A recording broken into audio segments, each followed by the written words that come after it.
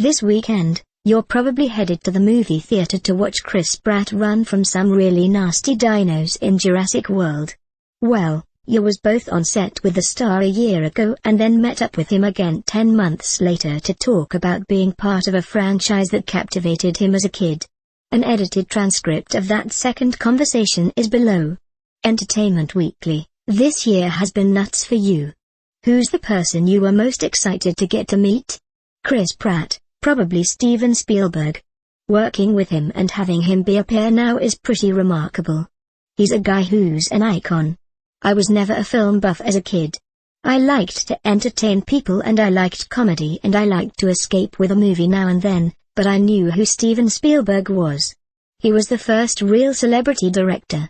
Like the director you'd go see his movie because it was his movie. And Jurassic Park was a big event for me. So working with him and just the idea that every day the dailies would go back and he'd be sitting there watching them.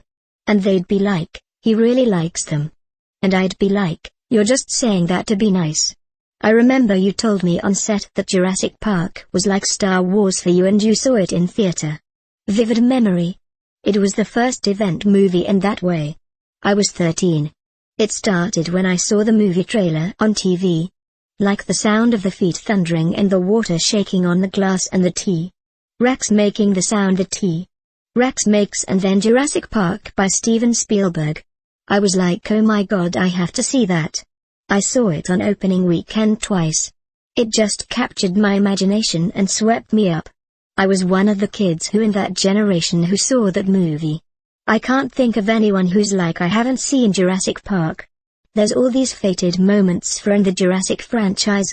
You have a raptor truck. The Parks and Rec video where you fake getting a text from Spielberg about Jurassic Park 4. Then I read you told Jurassic jokes on the OC set. Do you think you've been willing this to happen? I read The Secret when I was 16. I was the first person to read it.